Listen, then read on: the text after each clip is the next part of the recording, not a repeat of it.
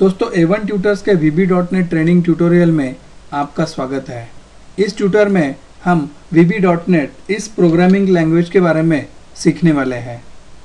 सबसे पहले ये लैंग्वेज सीखने के लिए प्री रिक्विजिट क्या है वो हम देखते हैं।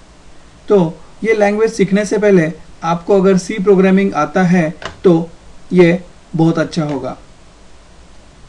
C प्रोग्रामिंग ही चाहिए ऐसा कुछ नहीं, अगर आपको कोई और लैंग्वेज आता है तो भी चलेगा, लेकिन कोई एक लैंग्वेज आना जरूरी है क्योंकि आपको लॉजिक कैसे डेवलप करना है वो मालूम होना चाहिए। तो इसलिए एटलीस्ट एक प्रोग्रामिंग लैंग्वेज अगर आपको पता है तो आपको ये VB.NET सीखने में बहुत आसान हो जाएगा।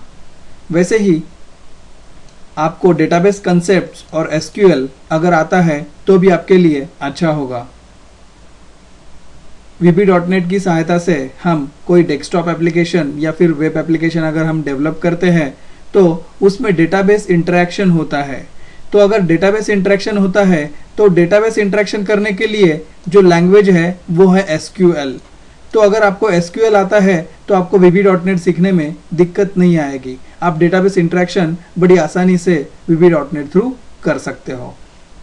वैसे ही बेटर अंडरस्टैंडिंग के लिए आप नोट्स जरूर लेना और जो भी प्रैक्टिकल एक्सरसाइजेस और असाइनमेंट्स जो दी जाएगी वो आप अच्छी तरह से अगर आप फॉलो करते हो तो आपको ये बहुत अच्छी तरह से VB.NET समझ में आ जाएगा।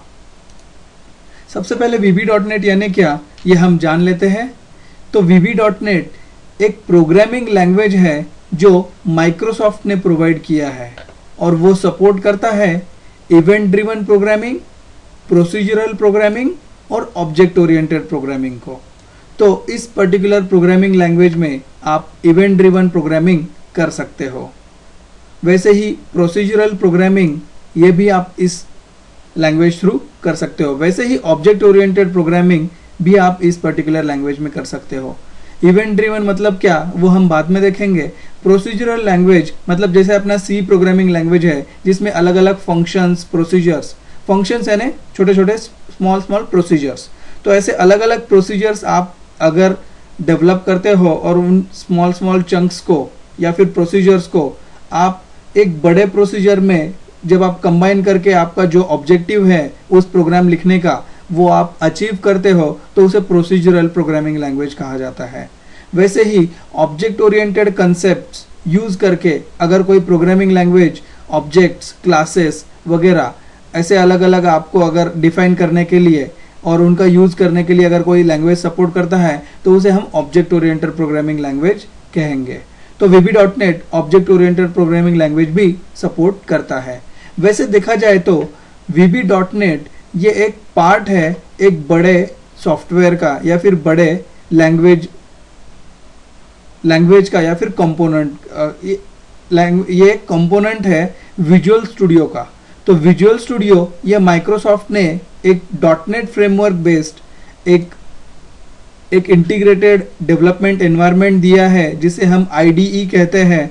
तो उस .NET फ्रेमवर्क को फॉलो करने वाला ये विजुअल स्टूडियो .NET, इसमें अलग अलग लैंग्वेजेस है जैसे विजुअल बेसिक है, C# है और विजुअल C++ है।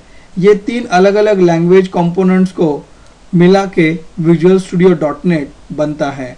तो VB.NET जो है वो इंटरनली एक कंपोनेंट है विजुअल स्टूडियो .NET, ये बड़े .NET फ्रेमवर्क बेस्ड एप्लीकेशन का या फिर सॉफ्टवेयर का।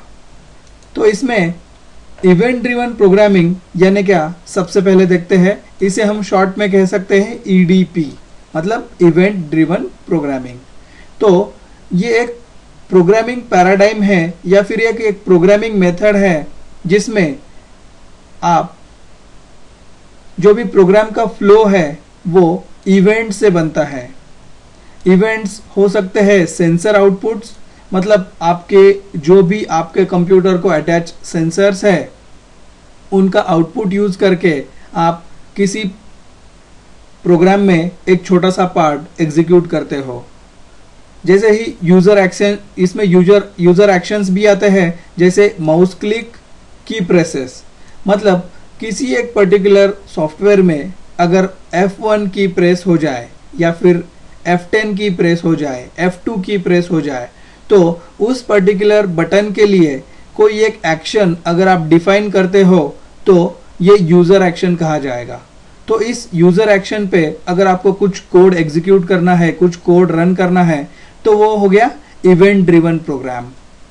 क्योंकि आप जब कोई की प्रेस होगा तभी आप उस पर्टिकुलर प्रोग्राम को एग्जीक्यूट करते हो। तो ऐसे अलग अलग यूजर एक्शंस के लिए अगर आप कोई कोड एग्जीक्यूट करते हो तो वो हो गया इवेंट ड्रिवन प्रोग्रामिंग।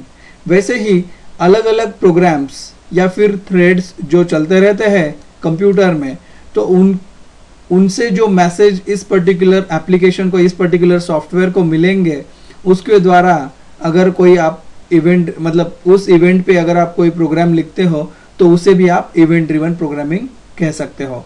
तो इस तरह से VB.NET event driven programming support करता है। अभी हम हमारा जो पहला वाला एप्लीकेशन हम लिखेंगे तो वो भी एक इवेंट ड्रिवन प्रोग्राम ही रहेगा। धन्यवाद।